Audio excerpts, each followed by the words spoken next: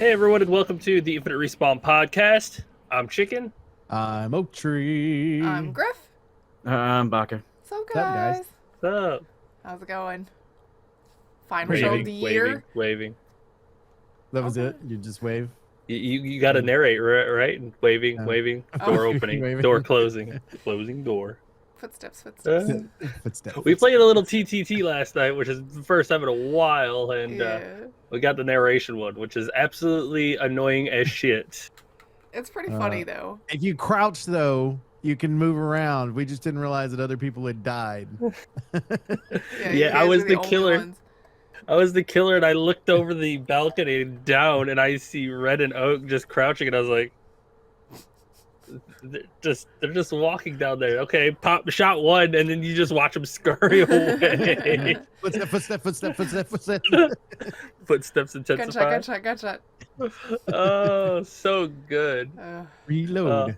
Then I got into a door fight with Red. Door open, door closing. Door open, door closing. You know what? Here's an ice grenade. Oh, I froze all of us. Give me a second. I did that earlier in the night, though, in Murder with Griff. I was the Yeah. killer. Griff was the other one. And she Oh. was hiding in a bathroom, all scrunched up, trying to hide as a big giant shark. Yeah. And finally found her, and her and I were fighting over The door. door. He'd open the door and I'd close it real fast. So he couldn't quite get the stab animation off fast enough to kill me between the door opening and closing. So good. So good. Some cheese. We got a time warp one because it's the random ad, so it random things. We got a time warp one, and I think it went with the bees. Yeah, drop I- bees. I did not know that the bees sped up with time warp either. Those you step out in the open and those things swarm you. I mean, like 100 miles per hour, they just shoot at you. We had one that it said at the beginning that people that die can actually vote for vote who's gonna win, and then they respawn. And well, I was in a room with Red, and Red killed me because I wasn't expecting. I was actually gonna heal and have him heal as well because we both got attacked, and then he ends up winning out against Griff, I think.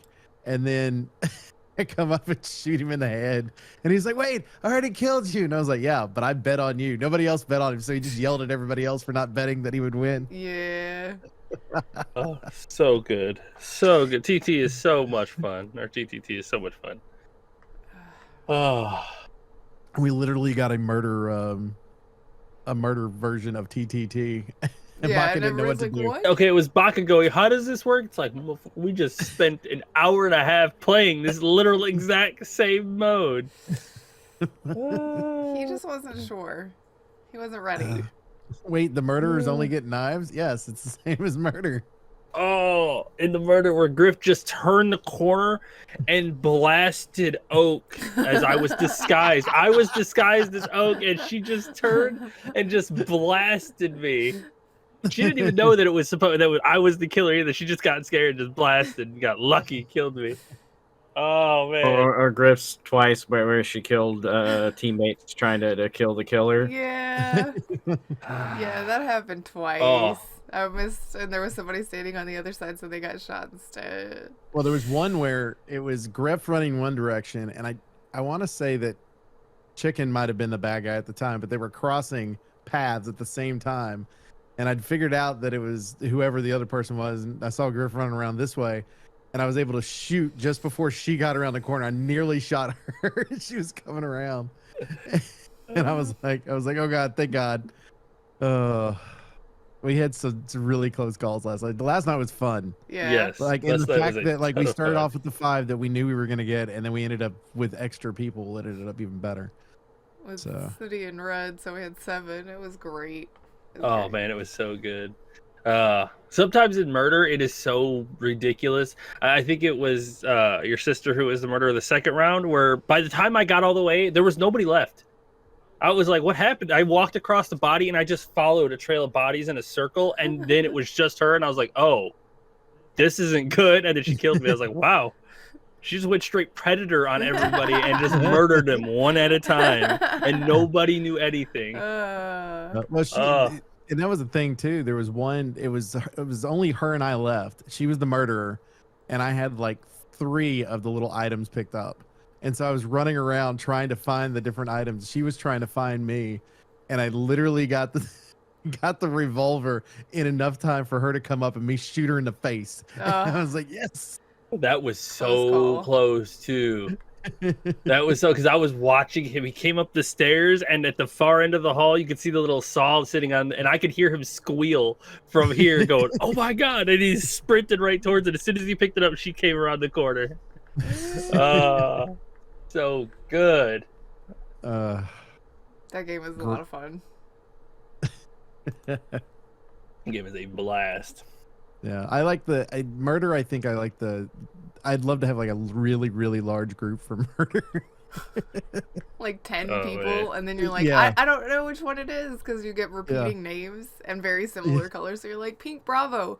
Oh, there's 3 of those. I know, and no matter how many times you ask, so who are you? Who are you? You're just like always asking, who's this in front of me? I know somebody has told me this already. Oh, it's Who Griff you? again? Who you? Okay. Who you? Who you want? Is this you? Because I mean, at that point, the killer just pulls out the fucking knife, starts slashing somebody, and changes their skin constantly. And you'll hear somebody go green golf like that or something like that, and no one responds. No one says a thing. No one even goes, okay. I got Oak so dirty. Oh, yes, you did. You're so dirty. Okay, so in one of the previous rounds, I was the killer, and he was hiding in like an open room, and he was the last one left, and I couldn't get to him, and he blasted me. He won. Good shit on him. The next round, him and Griff played safe, so he trusted her, and I killed her earlier in the round without him knowing, and changed to her and ran up like I was looking for stuff and just shanked him real quick because he thought I was Griff. So good. It was the only way I was going to get to him. somewhere on the floor, Yeah. you know. I was sitting in the back with a revolver, like ready to shoot anybody. And she comes up. Man. He comes up and kills me. It was the only way I was going to get close to him, because the last time he did that shit, he just popped me as soon as I stepped too close to him. I was like, if I do this again, he's going to get me. So I gotta strategies him. The only person he trusted was Griff on that one. So I was like, all right, I gotta put on her skin and pretend. Gross. Yeah, because her and I were Which and I was sounds like, how many do morbid. you have left? And she's like 3 or something like that, you know. So I knew she was searching. Exactly. So, like I said, my only chance to win was that one.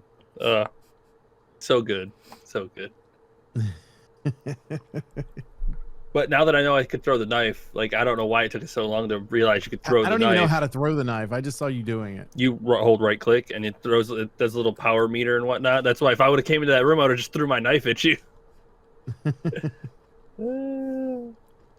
The only problem you run into that is then you're defenseless. So that helps I us mean, out. I'm running at you when you have a gun, so.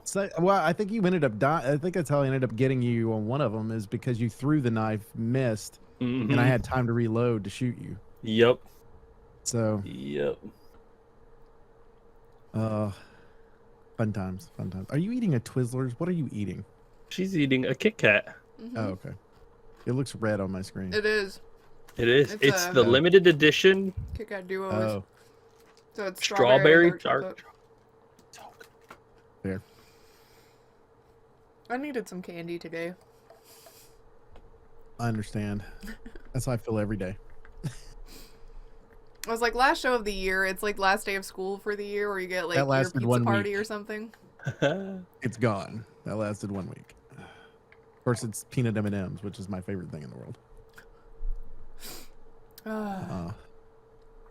Well, we can talk our game adjacent news, which is mostly what it is, and then talk about our favorite stuff from this year, even if some of us don't have much to talk about. I mean, I barely played anything this year. I played Pokemon Legends early on this year and Turok.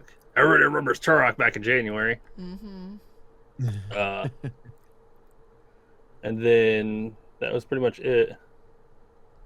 I say game adjacent because a lot of it's like, here are some things that are, you know, movie announcements or show announcements based on games, and then the meta one, which is, I guess, it's more about the Game VR hardware. stuff. Yeah, the hardware. It's game console, basically. And Yeah. game hardware. So a lot of it is game adjacent, but close enough. You want to talk about game hardware first, then? Yeah, we can. Okay. That dude's leaving. That's what I read.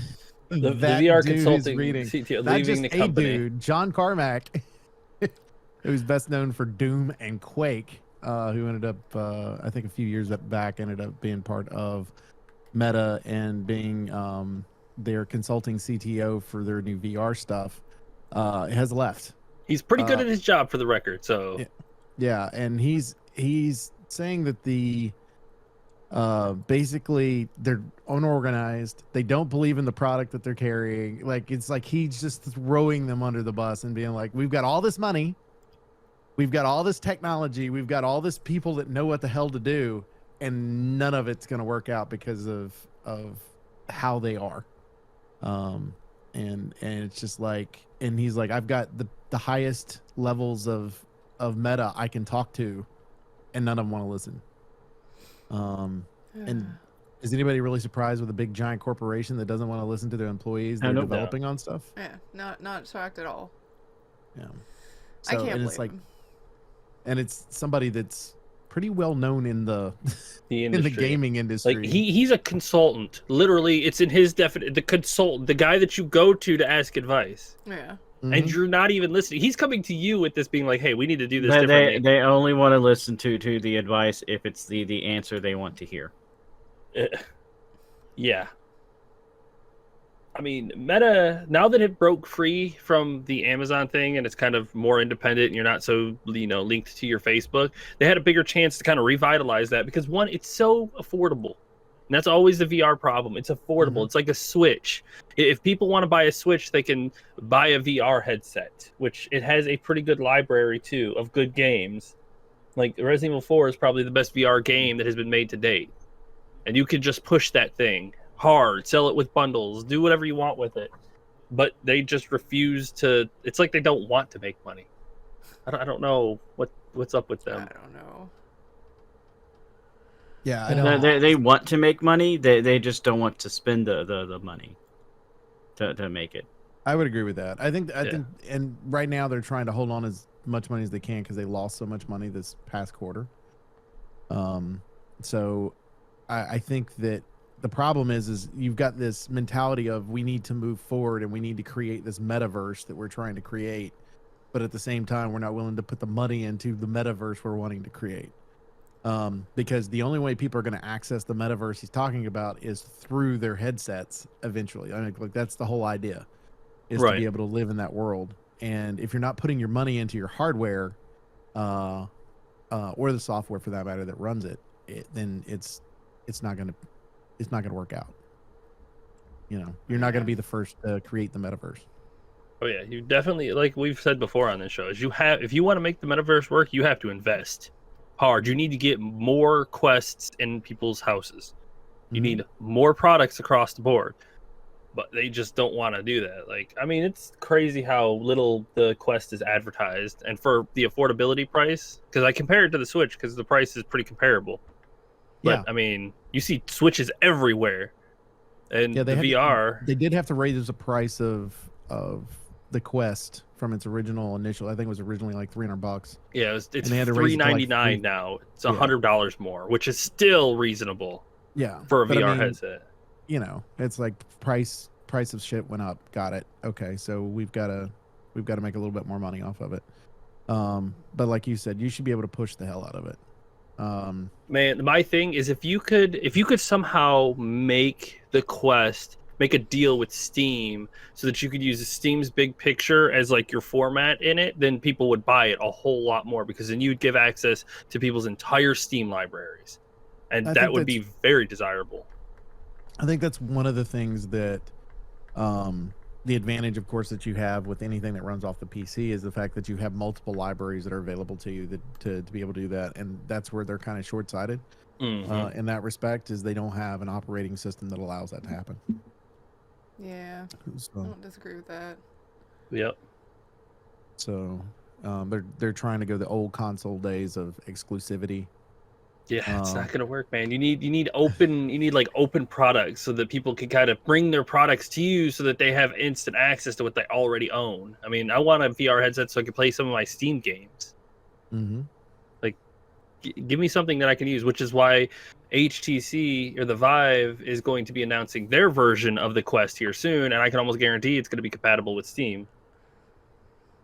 So that will be very nice and desirable right out of the gate, right there. Already a selling point. You have access to your Steam library. Play Phasmo if you want. It's like, oh, okay, cool. I can just sit in my chair and throw on my VR headset and play Phasmo. No wires or anything like that. Just nice and simple. Well, Yep. that'd be fun, but it's gonna be a while.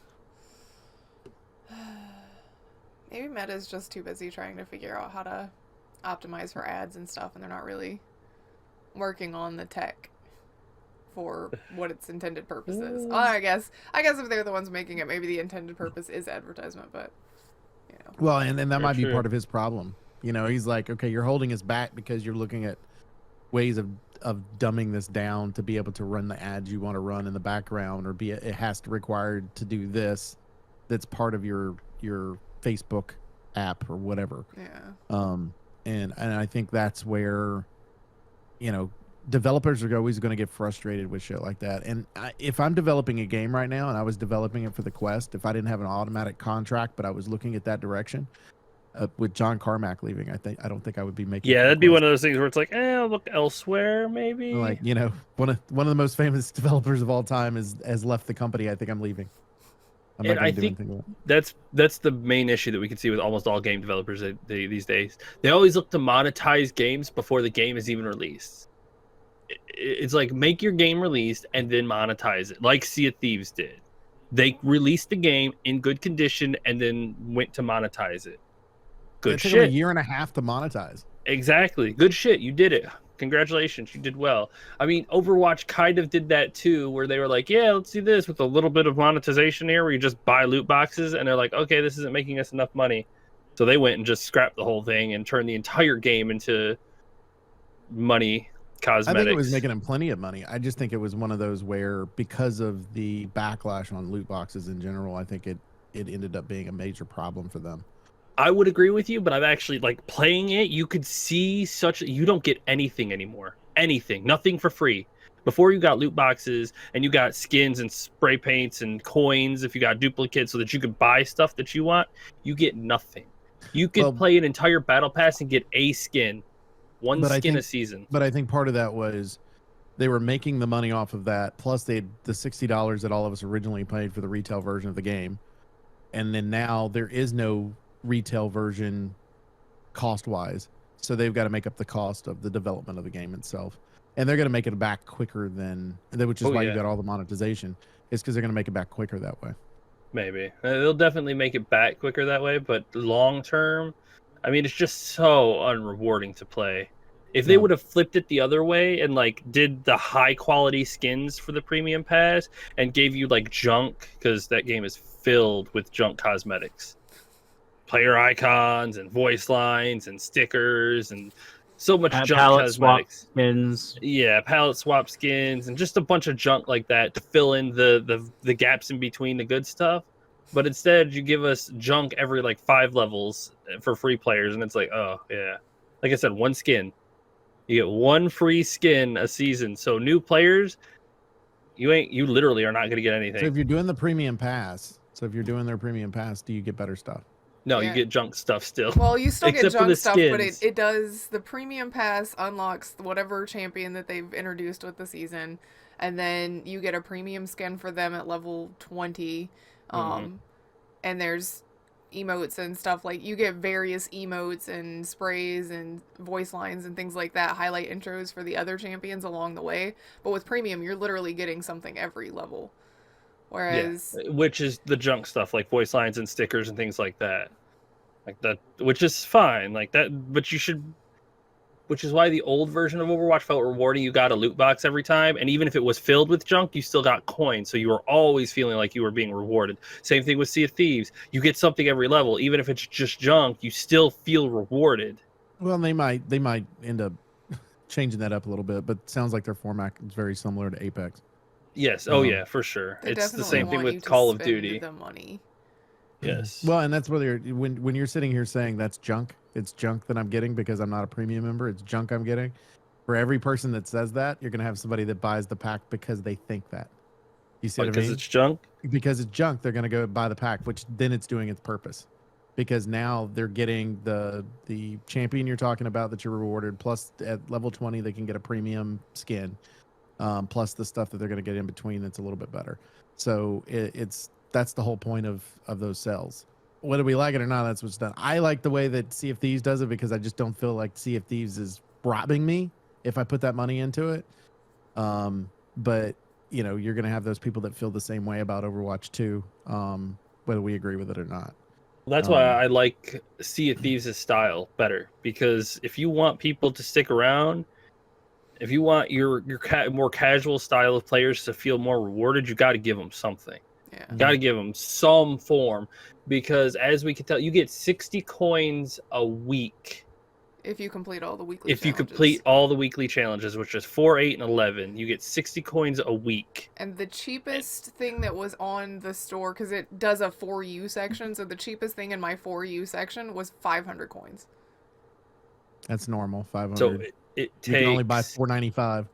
It would Yeah, take. but you're only getting 60 every week. So how long does it take you to It would get take 500 7. for the cheapest It would take thing? 7 weeks to get a spray, Mm-hmm.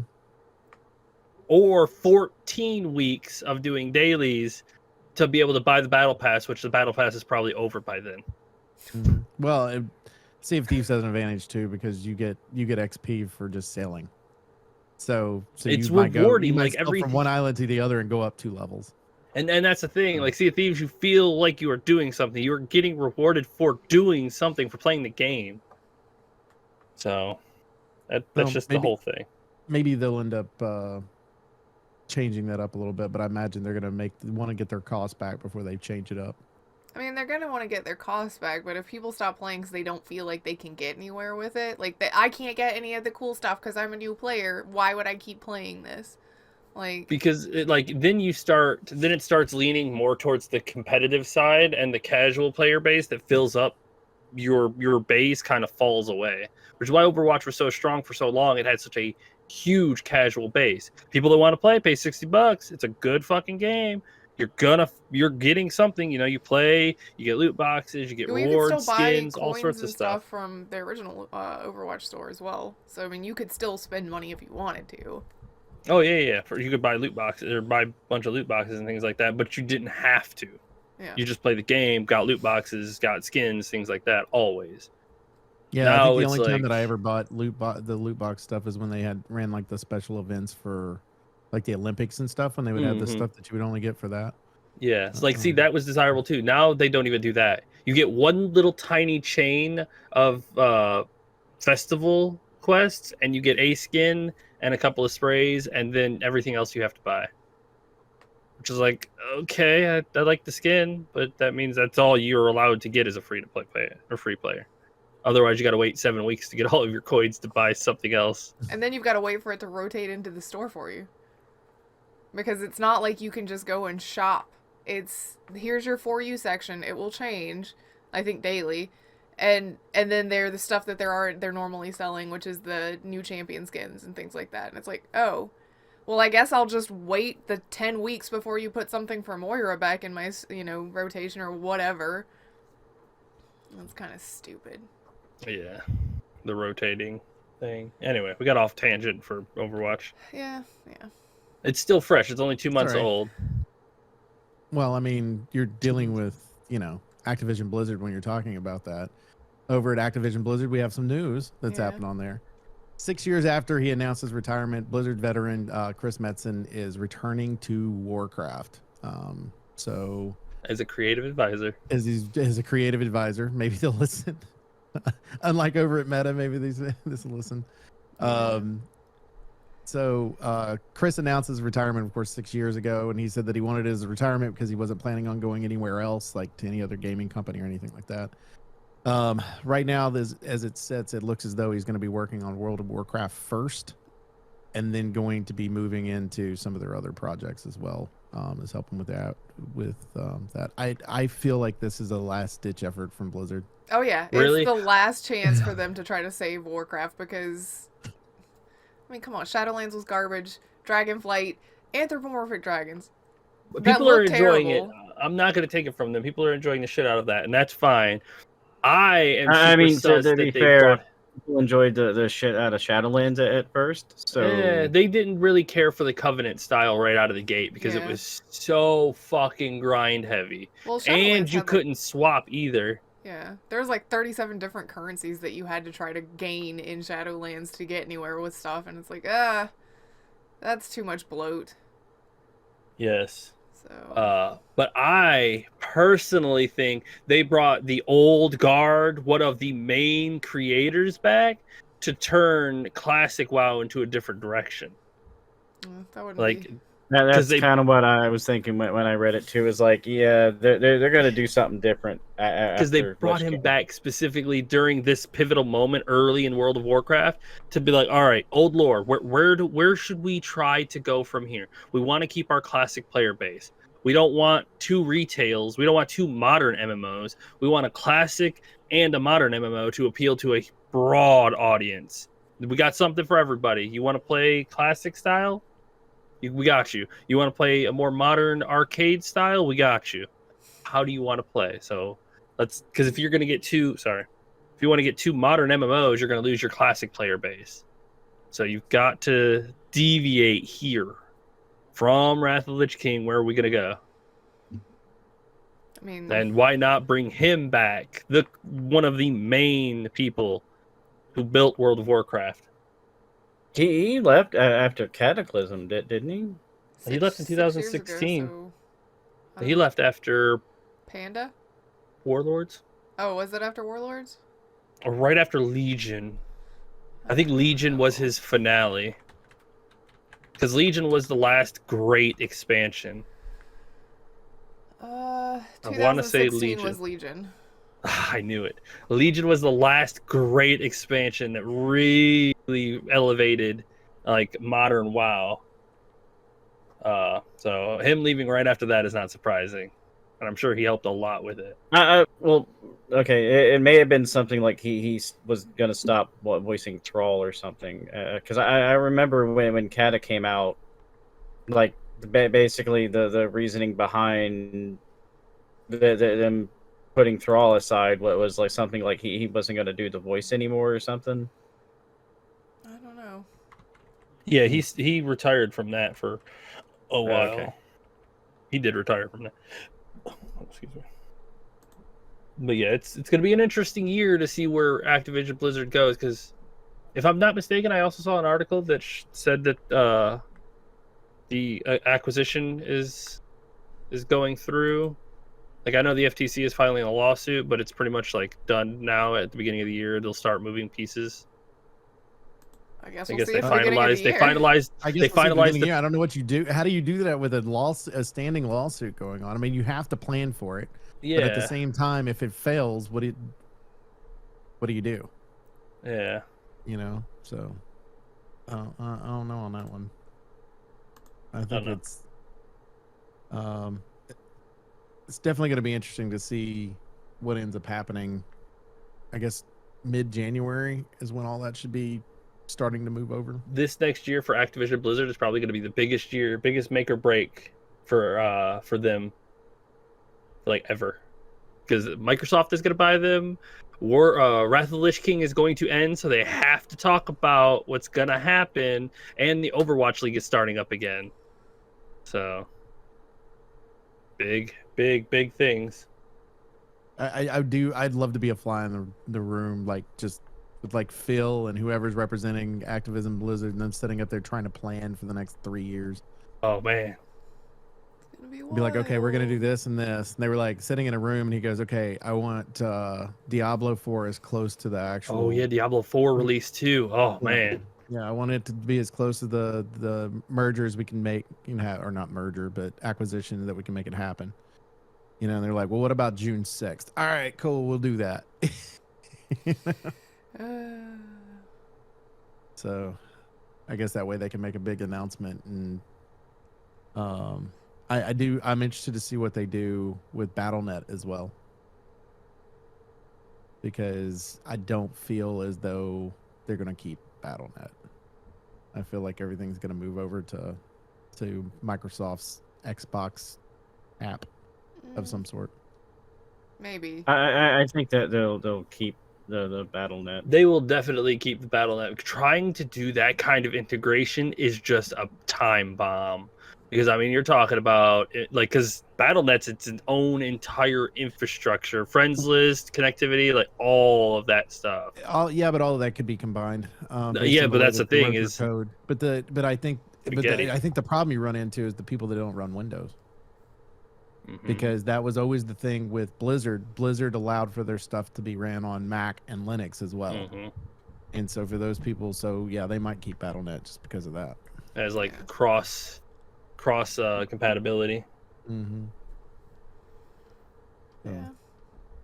Plus, be you know, interesting. easier launcher. You can put ads on it, so they can advertise all of their Microsoft stuff. Anyway, Oh, then you run an ad on there to, if you're a member of BattleNet, you get a discount for Game Pass or whatever, right? Probably. Or, like I said, I feel like they tried to integrate some sort of. You could probably link your BattleNet account to your Microsoft account and then, get Game Pass and get some WoW time or some shit like that. maybe. I don't know. Well, I mean, you get rewards for Game Pass, so it's a possibility you end up with some Game Pass that way, Mhm. or some type of skin or something in one of Do the a year of WoW time, get Game Pass for a year or something like that.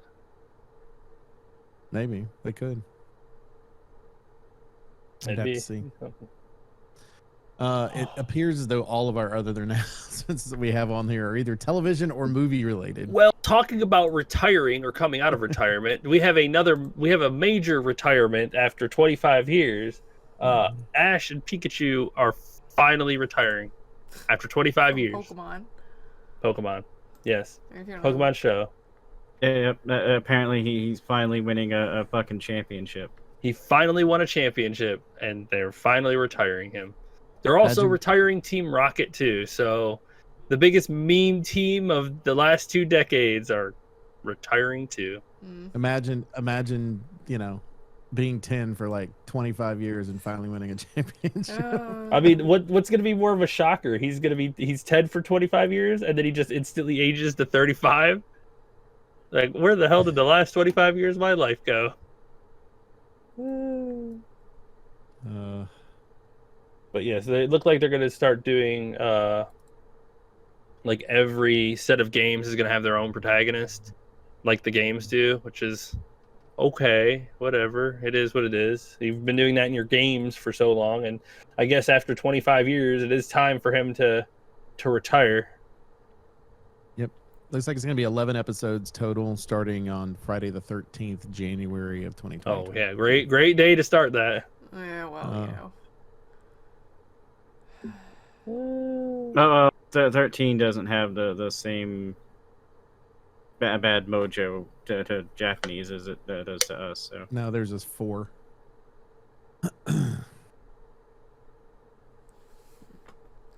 So, January the 13th. That'll be good. Yeah. So So goodbye to Ash.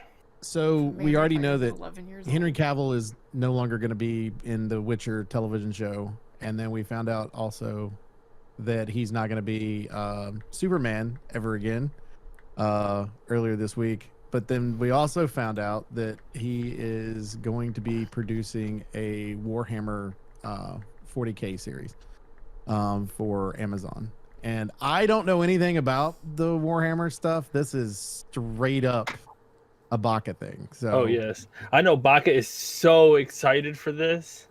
I'm just hoping that it's going to be a thing where, well, he left the Witcher because they were not respecting the source material. So as long as they are respecting the source material for the Warhammer universe, he will stick around for this because he is like a huge nerd fan. I think that's why they made him a producer. Yeah, I was gonna say he's a producer for it too. Like, not only is he going to star in it, he is going to help produce it. Well, that may have been one of the things. It's like, nope, we're sticking to the lore. I'm being a producer.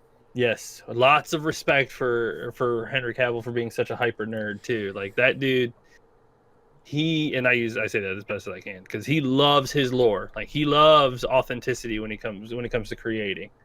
So if you're gonna put your faith in someone producing some sort of nerd fandom stuff, put it in him because he will fight for it. I'm just curious if they're just gonna do, if they're gonna follow I'm assuming since he's gonna start it, they're gonna follow a certain character. So I know he paints the Custodes, and that's the army he runs. So it makes me wonder if where we're gonna follow them, or are we gonna follow the Inquisition? Or are we going to follow a chapter of the Space Marines, like the Ultramarines? The Ultramarines are basically the poster boys of the Warhammer 40K universe. I would probably think we're gonna go Space Marines to start off with to keep it simple and kind of straightforward. The big poster boys for everybody, kind of. Oh yeah, cool space. So the Marines. Ultramarines, but okay, Yeah. but the Custodes are also Space Marines. They're just like. Okay, so in the Warhammer 40K universe, you have your normal people, which are like the Imperial Guard, things like that. Then you have your Space Marines, which are like the genetically modified super soldiers.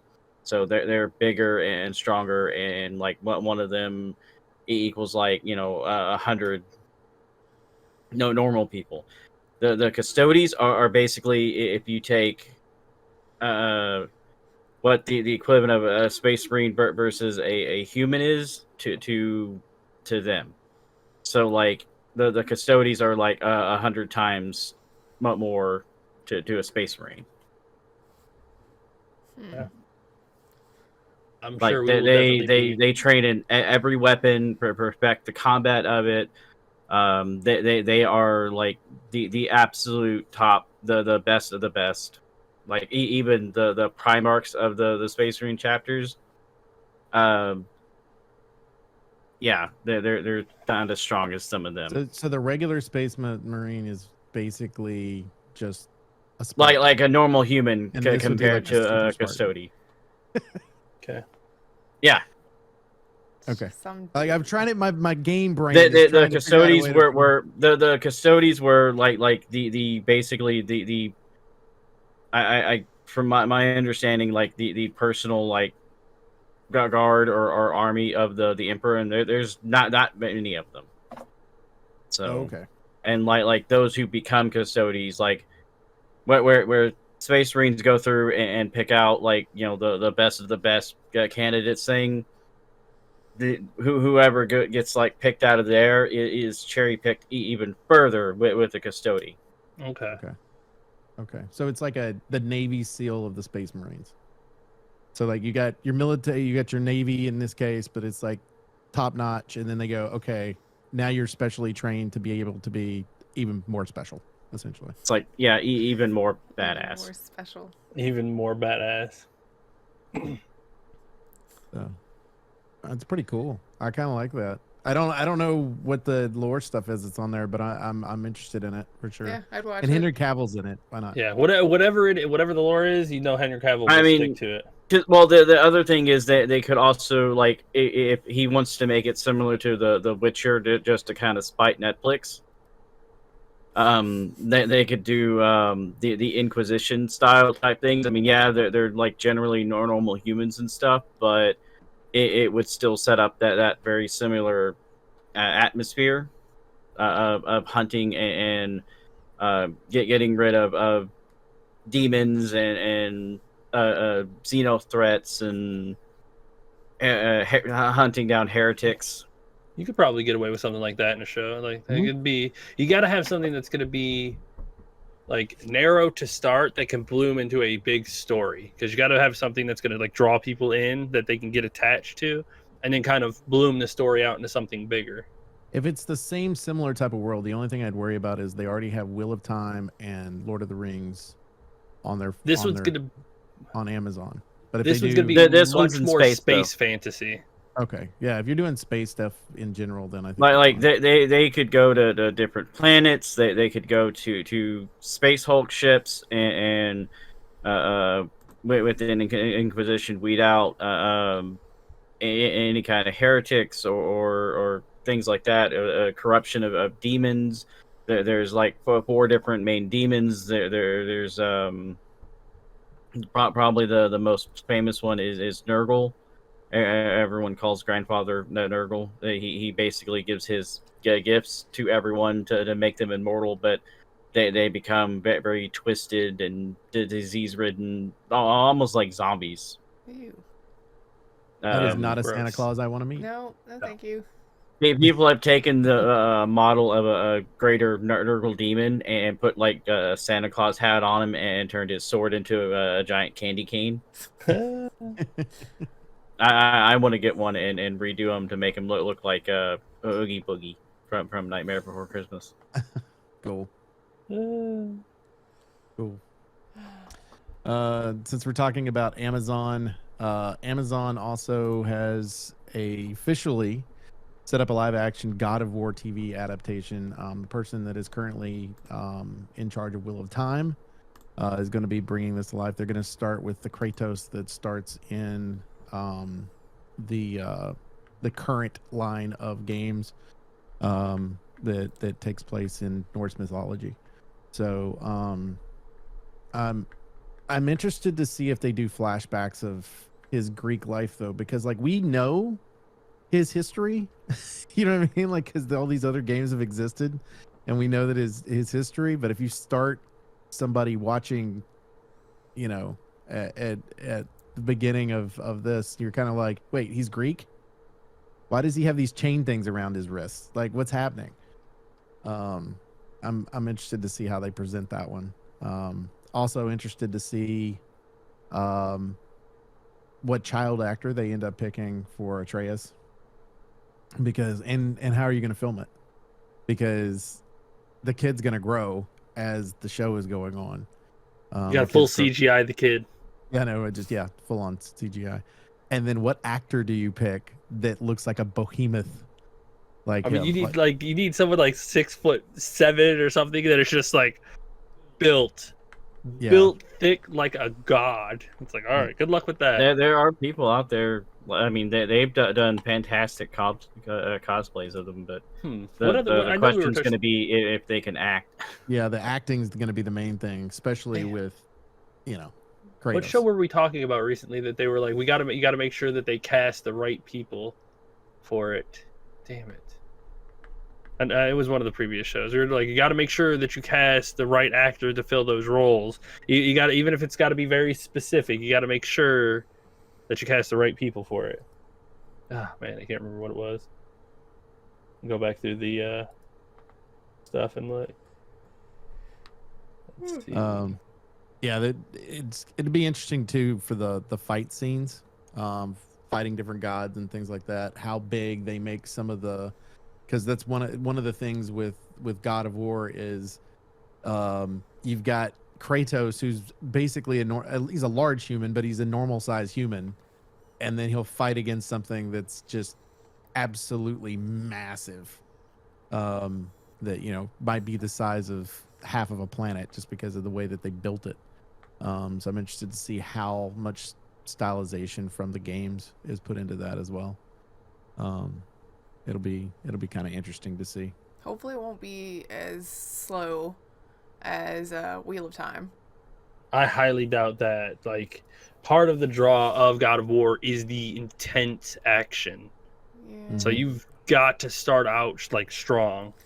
And that's like what makes that game so good is you have such strong, tense moments of action, and that's kind of the filler of it. But the story elements draw you in so hard that it satisfies you till the next part.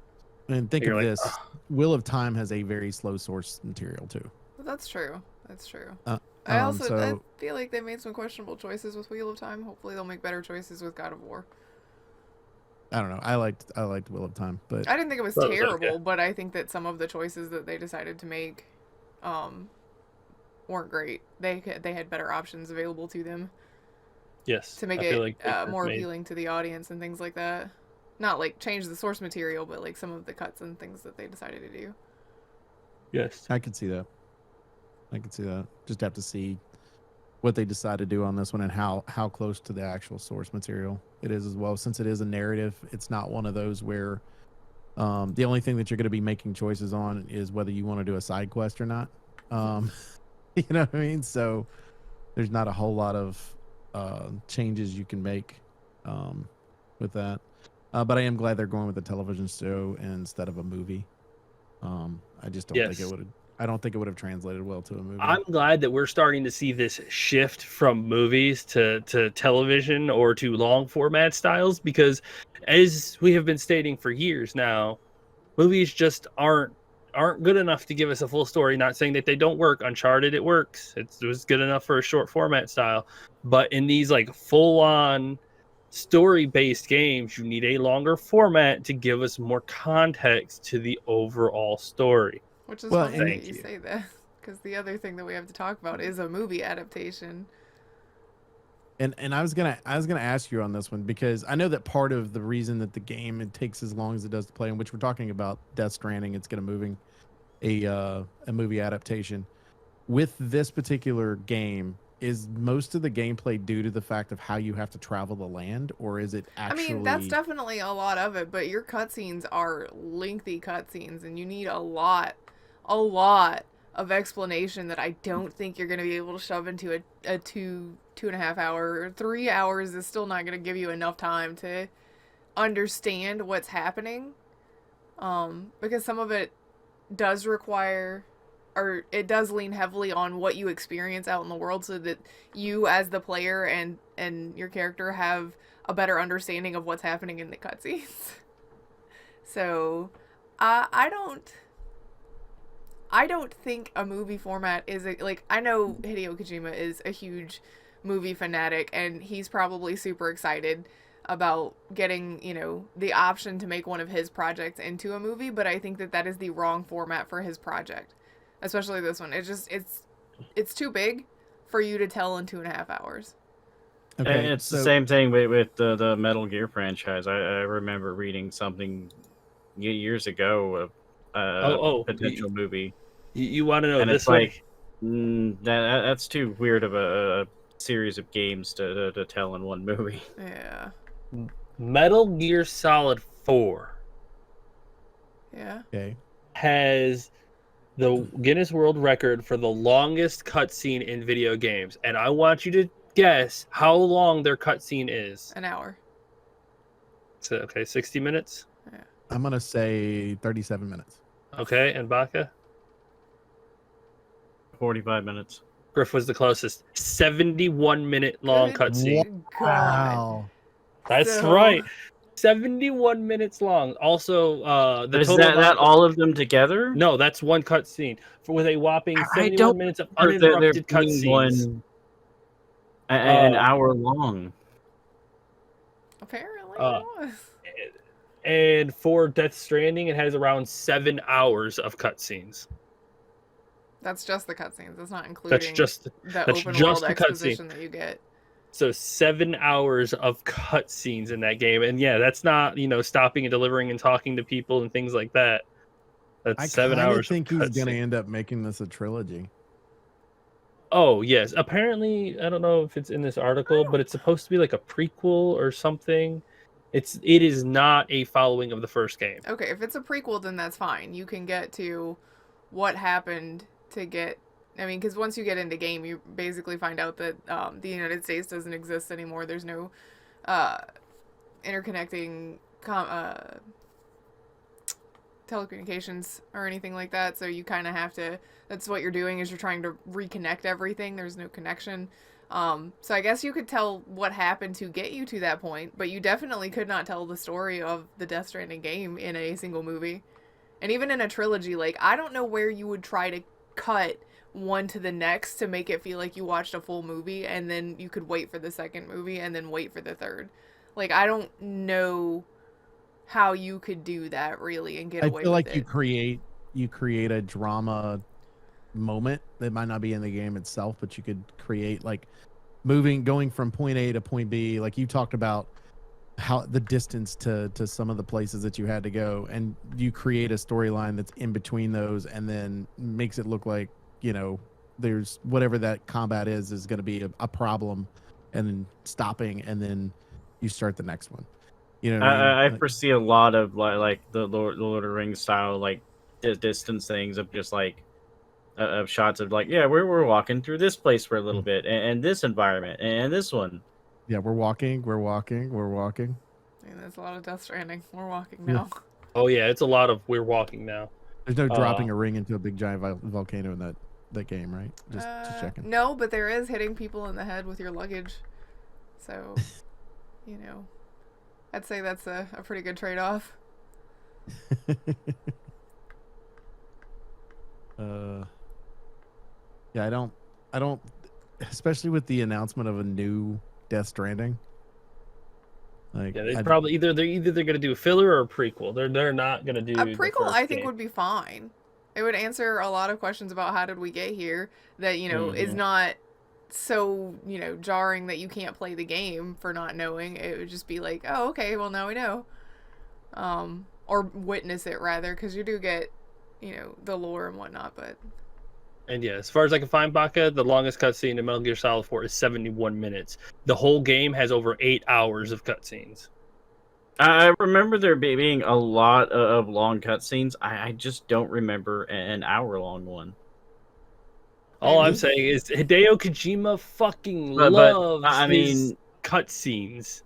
Loves his I storytelling. played it back on the PS3, like when it came out, so it's been a while. I think the most frustrating part of that as a gamer is you get to that 71-minute one, right? And you just had like a 10-minute one before that, right? And you get to the next one, 71 minute, and you're sitting there with your controller waiting for you to be for your next part to start. And how long do you get frustrated? You're sitting there going, it's about 10 minutes past. You're like, damn, it's been sitting here for 10 minutes. 30 minutes past. You're like, Jesus Christ. Am I watching a movie? An hour passed, and you're like, I'm just gonna set meanwhile, this your thing mom's down. screaming at you that dinner's ready, and you're like, but Mom, I don't know. Like at that point, you're literally just watching a movie inside of the game. Could you hold on? Since he's played the game, and I never played 4. I think I played 1, 2, and 3. But so could you pause the cinematics in that, or did it skip? I don't remember actually. Like I don't think I ever tried. I mean, how frustrating would that be too? Like you're sitting there, you're trying to get this whole storyline, 71 minutes, and your mom calls you at 15 minutes. The dinner's ready. You go to pause it, and it just skips the whole thing. And you're like, what just happened? I would be Can I livid. fast forward? Can I fast forward to it? If you can't fast forward or skip it, though, it would definitely hurt the replay value. I just remember Final Fantasy X going hello. through that game, and I went through it without ever getting caught and without killing anyone. The entire fucking game. Pacifist. Wow. Pacifist And- run. Yeah, and that was my first run, because afterwards you get a bandana to give you like infinite ammo and shit. So the next time you mowed everybody down. Yeah, I was just like, It's the only. You were feature. like, we're going all Rambo of us style. Last night when we had unlimited ammo in TTT. I think you get an invisibility suit as well. When you do it that way. Since Chicken and I are playing Death Stranding, you should be aware, Chicken. There is a 31-minute cutscene in that one. Seriously? Yes. But it's a modern one, so you should be able to pause if you need to. Theoretically. Theoretically. We'll see. 31 minute. I mean, 71. to be fair, that game is so weird. Sometimes you need just tell me stop the game and tell me what's going on. Have another character explain this shit to me, please. Sometimes. So Well, here's the thing: is I don't mind a 15 to 30 minute long one. The 71 minute is a little ridiculous. though. especially if you didn't know you were getting into that, you're like, oh, what time is it? What? Now I Are kind of they want to still go back going? and replay that one again, just to figure out where the fuck that was. Where did I set a controller down and watch a cutscene for an hour and not recall that it took that fucking long? Oh my god. Maybe you just kind of erased it out of your brain because you're like, I can't believe this is a thing. Or I was just enjoying the story so much I didn't actually realize that it was an hour. It's possible. I mean, those long ones, I could only imagine, like, because we've played a lot of games. I just can only imagine sitting there for a half an hour. It's the Going, epilogue. wow, this is ridiculously fucking long. And then an hour later going, oh my god, how long have I fucking been sitting here? It's got to be at the end of it. Yeah, it's the epilogue. Is it? It's Yeah, the epilogue? it's 71 minutes it for an says epilogue? It's a series of cutscenes titled I'm epilogue. assuming that they just play one right after another. I would assume that that's what they do. 71 minutes of cutscenes at the end of the game to explain the whole epilogue. Last Hope has a 46-minute one. Oh my god. Star Ocean Last Hope? Holy yeah. shit. Oh, man. 42 minutes for Yakuza 0. People have tried to go for it, but it seems like everyone's just like, no, we ain't that fucking crazy. I mean, Hideo Kojima loves his fucking long-ass cutscenes. I mean, he enjoys the whole storytelling aspect. He's gonna love making a movie. And everyone working on it is going to be pissed at him. It has to be exactly the way he wants it. Mm-hmm. He is going to micromanage the shit out of all of it. Yeah, probably. Oh, yes. Oh, man. And everyone's gonna get like frustrated. Like people that are veterans of the movie industry are gonna get frustrated with his batshit crazy ideas and shit. Okay. But when he goes, why can't we make this work in the movie? It's like it's a movie. It's not a video game. We can't just click a button and there it is in front of the actors.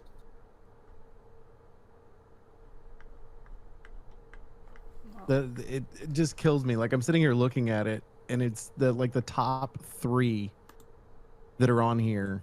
They don't include the 71-minute one because of the fact it's basically 3 cutscenes back to back. Okay. But the number 3, if you take away the 71-minute, the number 3 is also from Metal Gear Solid. It's 27 minutes in gameplay. Yeah. Oh my god. Yeah. So I was like, okay. So it actually held 2 separate Guinness World Records relating into cutscenes at one point. Jesus. Mm-hmm. It is just ludicrous. At that point, you just watch a movie. It was a really good game. Like when it came out, like that, I was really hyper focused on going through and beating that game. Okay, so Final Fantasy VI. So think of this. It's got the, 16-bit people on it, right? Mm-hmm. Had a 23-minute long one. 23. Holy shit. God, anything after like 20 minutes is just crazy. It's kind of nuts. All right. So we've gotten through the news. And it's an hour, so do we talk about what we've seriously played this year? Yeah. I mean, I've played shit this year. We played Ninja Turtles. Yeah, we played Ninja Turtles. You know what I didn't get to play this year? Saints Row. Screw you, Epic Store exclusivity. Next year, Griff. Next year, you'll get it. Conan Exiles. I had a lot of fun with that. I just wish I had people to play with. Yeah, I know. I put it on my wish list so that I can see when it goes on sale. Well, we also need time to be able to commit to a long-term game like that. Yeah, it's been a weird year, to be honest. So Pokemon Legends Arceus was super, super good, and I've started playing Elden Ring, and it is super, super good. Yeah, I'm enjoying watching you play that. Yeah, I'm enjoying the shit out of it too. It's fun to just kind of, and also I've learned you can just explore the map and just keep going and going and going, and the map just keeps getting bigger and bigger and bigger, and it's like, eventually you'll find the end of the world. Oh god, like because they give you this little square, and I was like, what happens when you hit the edge? And it's like, this is what happens, and it's like, okay, can you keep going? Yep.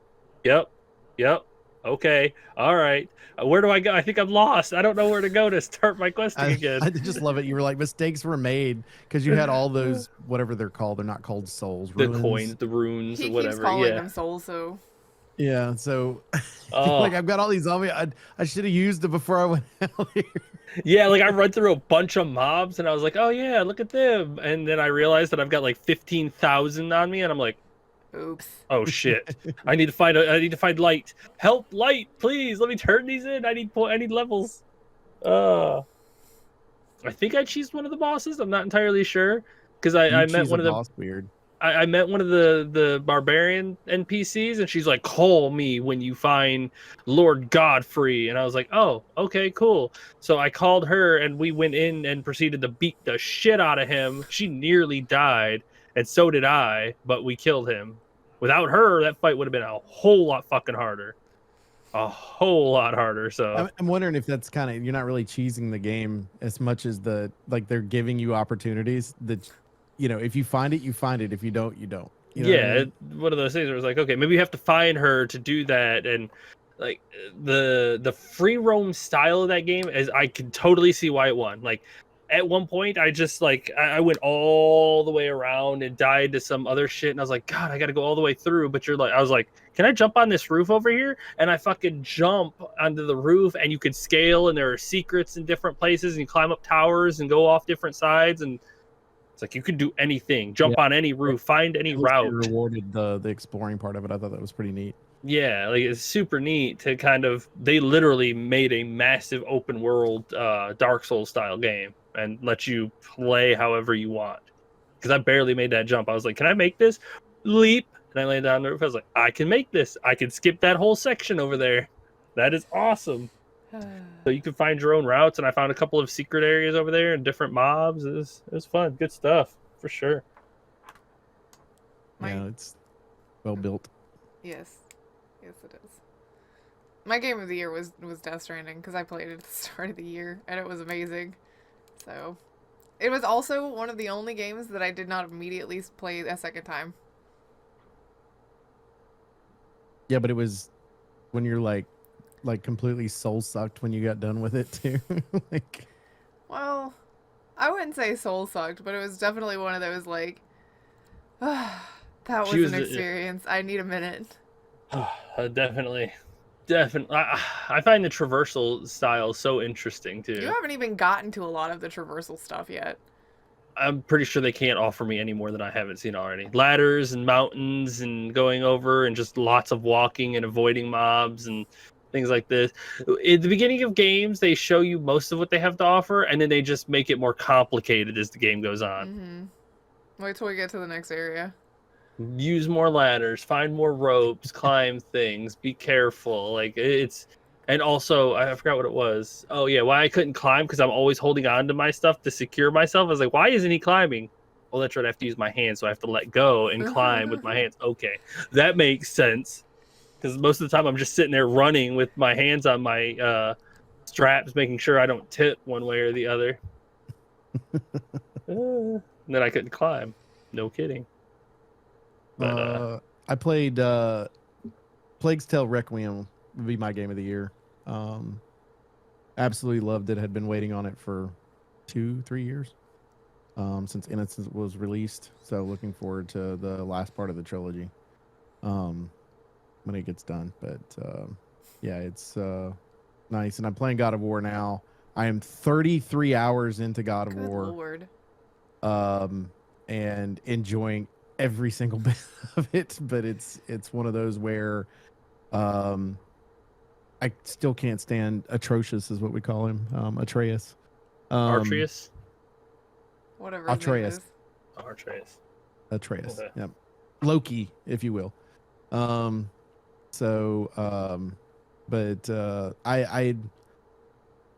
I like the variety that they gave us this time in God of War. In the first one, you basically just played as Kratos with Atreus helping, and with this one, you get to play as Atreus a good bit. You get to play as Kratos a good bit. So you're telling two sides of the story. a little bit because they're not always together. Sometimes they're separate in different lands, if you will. So it's nice to kind of have that variety of storytelling as well from a God of War game. So I'm liking it so far. It would probably end up being my game of the year if I'd finished it, but I haven't finished it yet. So but it is hands down a brilliant game. Brilliant. Michael, what did you do this year? What was your favorite? My Ninja Turtle game. Yeah, I thought you were gonna say that. We played that together. I was pretty terrible I at mean, it. like when you guys weren't playing it with me, I was playing it on my own and unlocking a lot of the achievements, and just going through the game. I'm glad that you enjoyed it. I mean, it's old school beat 'em up Ninja Turtles. Oh, that's know. right up his Yeah, alley. it's like perfect. It's like somebody made it just for you. Mm-hmm. All the references and Easter eggs and stuff in it. All the characters from the cartoon you go through and find and.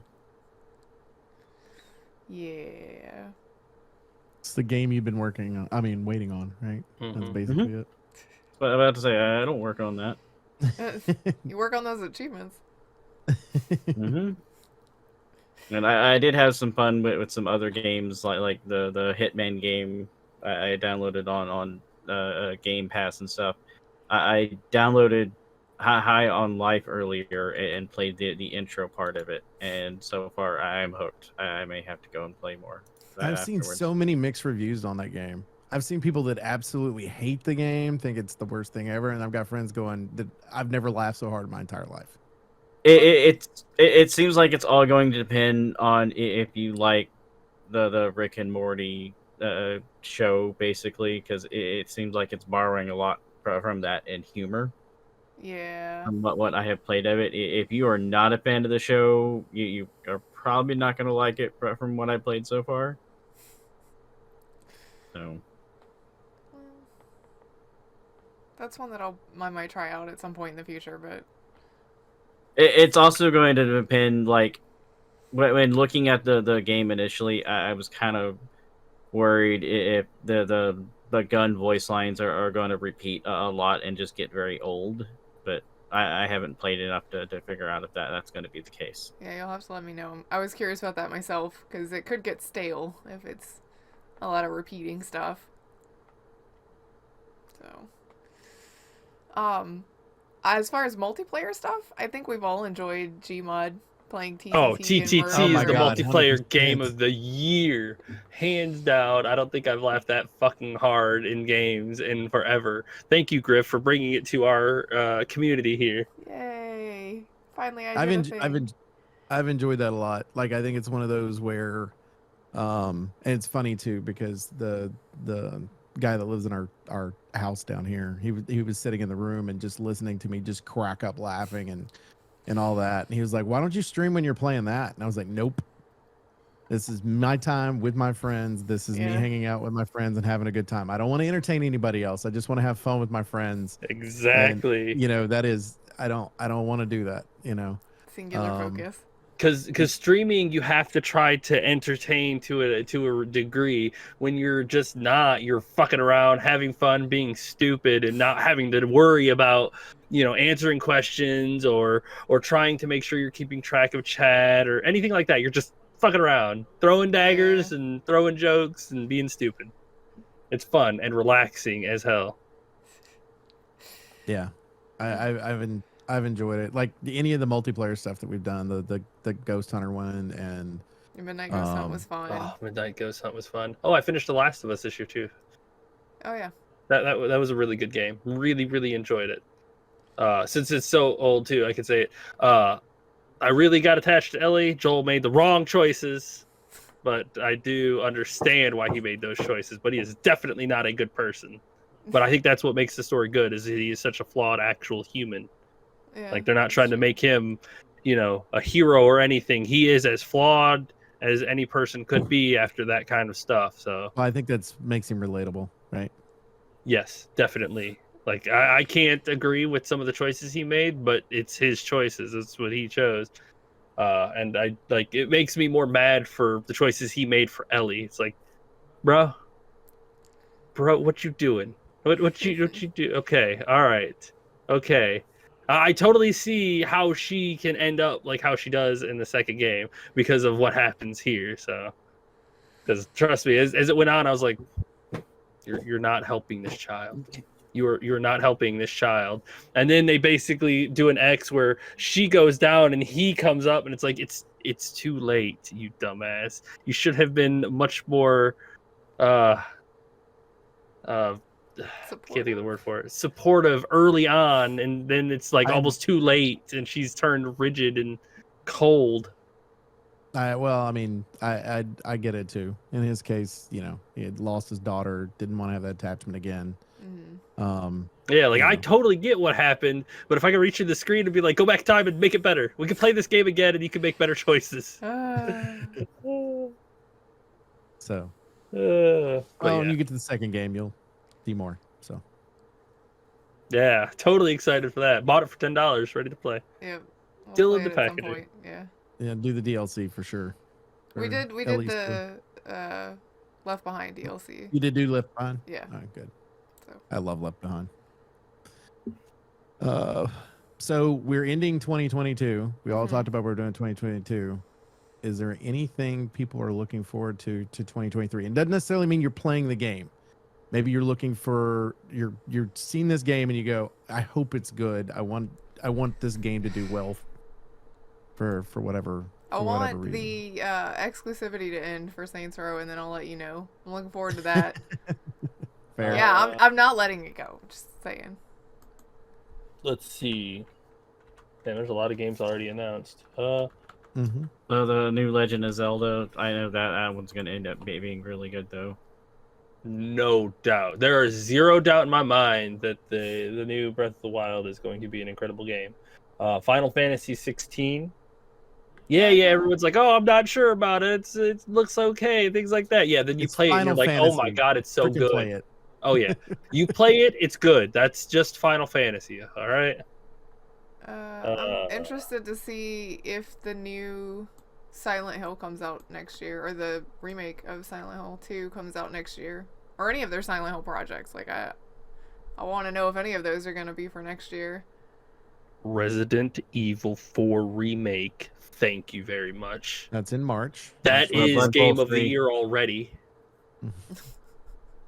Like, you talk about Capcom elevating their games. Everything that we've seen is like almost a perfect adaptation, like a perfect remake. Like, is they RE3.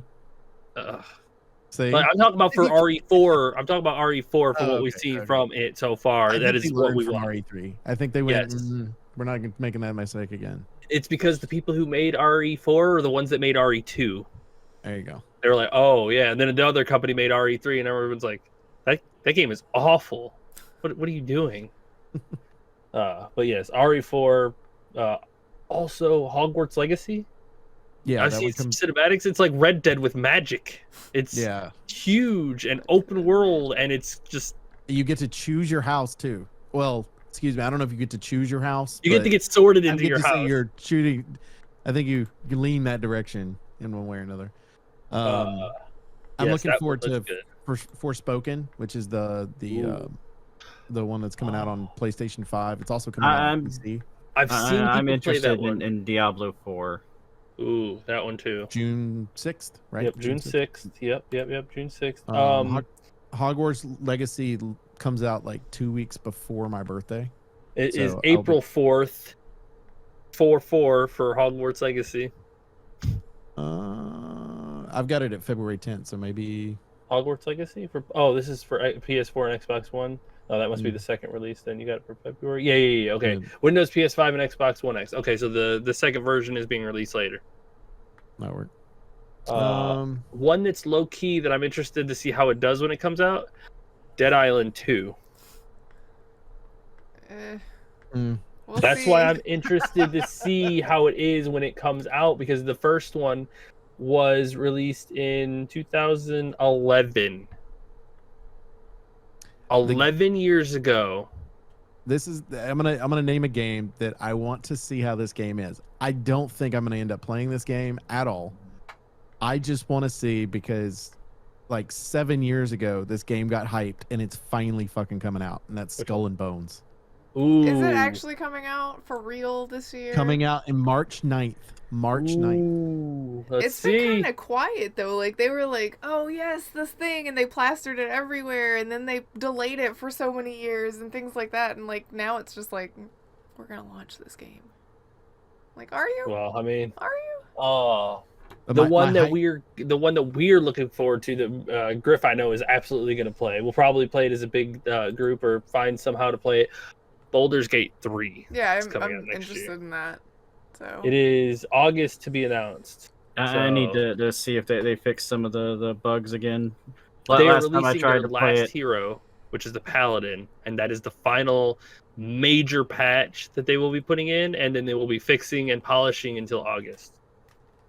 what good, classes 'cause- do they have? when I was playing it, they had an issue on one of the encounters where like one of the creatures was supposed to go, but it would not take its turn, and I could not do anything. Like the game was just sitting there. It's game breaking right there. That's all. Yeah. You reported it, right? Make sure you get Mhm. it.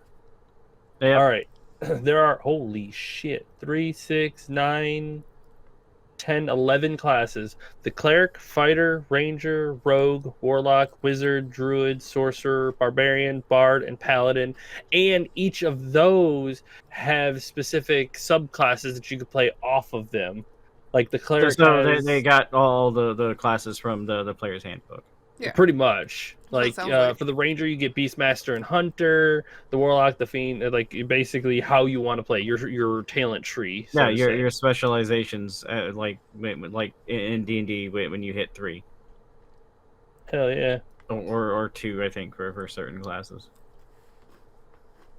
So that gives a lot of replayability and a lot of variety, which is cool. That's exactly what you want out of a huge game like this. And people are already seeing it, so it's not like something we don't see or we don't know what to expect. Like, people are playing it right now and they love it. It is good. So when it comes out in full access, people are gonna be like, "Oh hell yeah!" It's already been reviewed. It's already been developed. Like, everybody knows what to expect from it, and it's good, and it will sell right away. That'll be good. I'm looking forward to the sequel to Star Wars Fallen Order, which is Star Wars Jedi Survivor. Oh hell yeah! That comes out on St. Patty's Day. First one I really enjoyed the storyline for. Looking forward to see where they're taking it on it. I like the gameplay too. It's a Souls-like, so. I'm interested in what was it? Starfield, I think. Yeah, Starfield. Yeah, we just don't have a release date now. It's supposed to be first quarter is what they told us, or spring. Did they say spring 2023? I want to say they I said don't spring. even know. So maybe we'll get it. It might be one of For those, first hey, it half. comes out tomorrow. Oh. You know what I mean? Dead Space remake. Yes. I saw that. January 27th, a month. Dead Space remake. That's going to be a good one. We are entering the second coming of survival horror games. I don't really see. Lollipop Chainsaw remake. Yeah, I heard something about that, but Mm-hmm. not Really? a lot about it. Blood Bowl 3 for Baka. Mm-hmm. And I think Octopath Updated Traveler cheese. 2. I think that's most of the big ones. Crime Boss, that one that they showed off. I'm interested to see more about that. The Wo Long one, the one that it was announced during this past summer, that takes place. It's I think it's in China, but it's that same Mhm. era that you like. Yes, the medieval. Mm-hmm. That one comes out in March. Hell yeah. Mm-hmm. Fallout So- 4 for the PS5. Oh, for the PS5. Okay, just a remake, re-release. Yeah, a port. Yeah, the port House Flipper 2 for Griff. She is sold. The amount of hours she's put in house flipping. I don't even know. It's not on my top 10, I don't think, though. Did you get the pressure washing one? I feel like you should. No, I tried it out when I had my Game Pass up, but I have it on my Steam wish list, and I'm waiting for it to go on like a decent sale. Because I'm broke. So. Darksiders 4 hasn't been announced yet, but it'll be next year. Yeah, huh? You're gonna keep saying that. It's never gonna happen. Never. I can't be disappointed if they never release it. Aliens Dark Descent? The Wolf Among Us 2. I feel like Aliens Dark Descent was the. No, that was they just had an Aliens game come out that I'm thinking about. Yeah, the fire fight one. Yeah. It's the real-time strategy one. Oh, okay. Oh, yeah, okay. Oh, I think this is the one that they're going to be playing off of, what's it called? Shit. Like XCOM. Yeah. Speaking of the XCOM, what is that game that I was watching? It was based on I can't think of it. Starship Troopers game.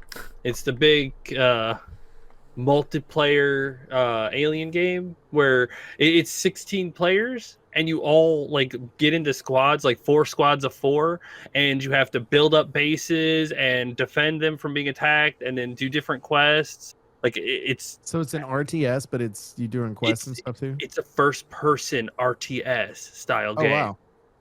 Yes, with 4 groups of 4, with 16 players, and it's pretty interesting. I like these super different takes on video games because they force different styles to develop. Like the one that me and Baka tried earlier, it's a RPG, a dungeon crawling RPG battle royale. That's right. That's too much. That's right. It is a dungeon crawling RPG battle royale. Good lord. It is Baka can back me up. It is a very unique concept that is actually pretty fun. So DC RPGBR. You've played Escape from Tarkov before? Yes. Okay. Now take that style. Okay. Put it into like a labyrinth style maze, like a dungeon, and give everybody swords, shields, and magic. Okay.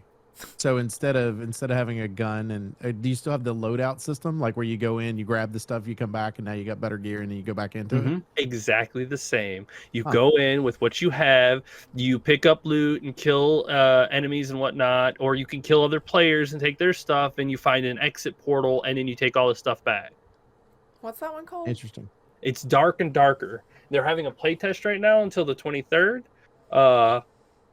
It's like I said, it's so different, but those kind of games that are on the fringe are more interesting because they're so different.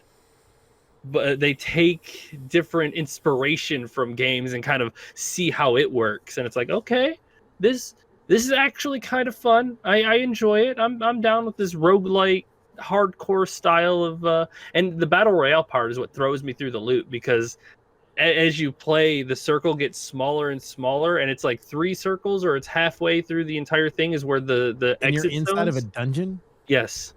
So what's the I gotta ask this question. The circle, what is the circle? Like what is Scarabs.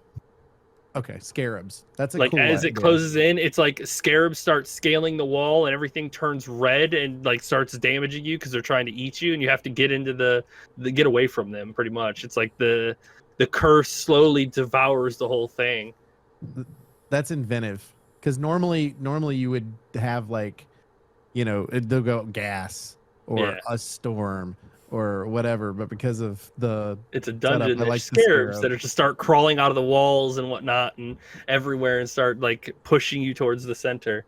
Like I said, it's pretty neat. It's kind of fun, but it's only in playtesting alpha right now. They're still early on, which their game surprisingly runs super smooth for being so early. Right now, like if you're doing a group, it really feels like you need a healer with the group. Yes, absolutely. Because the gameplay, you've played Chivalry before, right, Oak? Play what now? Chivalry? Yes. The mechanics play like that. You know, the big heavy swings, and then you got to back up. It plays just like that. Okay. So the mobs will start rearing back, and you've got to step back away from them while they swing, and then you walk in and hit them a couple times and step back or move to the side to try to dodge. Does it have a realistic look like that, or is it more cartoonish? No, it's a realistic look. Then he Okay. killed me twice in our first round, by the way. There is friendly fire. Oh no, with the big giant sword and magic. He had an axe. I've played several rounds and I've never escaped. The first round Snitty played, he killed me and escaped. Because when you go to escape, only one person can escape per portal. Oh, so you can leave people behind. You have to leave people behind. What? We found one while we were fighting some, and Baka opened it up and left, and it was me and Snitty. And I was trying to help him fight the mummies that he was fighting, but I was in the dark, so he didn't see me. And the game is like in the corners, it is pitch black. So if you were a rogue or something, you can hide in the corners of it and just assassinate people. It's super fun. I have been assassinated a few times because I forgot to check corners. But he come around the corner running from one and just reared back and one-shot me. And I was like, all right. And then he ran around the corner and found an exit portal and got out. And I was like, all right. That's BS. Me and Baka did another one and we both got out, so. But that game is a ton of fun. I like these outside the style kind of games because they force different developments in the gaming world, and that's what we want, right? So we want to see what other people can make. For sure. It's like what they did with the people who are making Baldur's Gate 3. I can't remember their name now. Larian Studios. Yes, like when they came out with their RPG style game, it just forced, development in this field for this style of games. So everyone's like, oh, look at how good that does. Okay, now let's start developing more games like that because they're really good. Well, and it helped that a lot of people were at home and later, after that, right? So Yeah. the second one came out and helped them out. Anything else? We got a long show today. I know. I mean, it's the last show for the year. Till next year. For sure. For sure. Well, we do appreciate everybody that hangs out with each and every week at Infinite Respawn. Well, every other week up until this point. We will be starting back up in January. We hope everybody has happy holidays or whatever it is you happen to celebrate. At least a good winter break and a happy new year. But we will be starting back up in January. And so in the meantime, you can check us out on Twitter at InfiniteResPC. You can check me out personally at MDB Oaktree. Check out Griff. At Griff Slineham. Check out Chicken. At Elite Chicken 313. Check out Baka. And Baka Pickle. Also, make sure you go to Chicken's wonderful Twitch that he's been able to play Elden Ring on. So you'll go to twitch.tv/Elite Chicken 313. He usually does daytime streams here in the United States. So, should be able to catch him. But if you hit the follow button, and you get your notifications, he'll pop up the little thing. So also make sure you go to twitch.tv/MDB Oaktree, which I'm currently playing Grounded with my friends, as well as trying to finish up as much of God of War Ragnarok that I can before I start whatever my next game is going to be. Might go all the way into January. In that case, then it's going to be probably Forspoken. So I can tell you that now. But for Infinite Respawn, I'm Oaktree. I'm Griff. I'm Chicken. I'm Baka. Bye. See ya. Bye.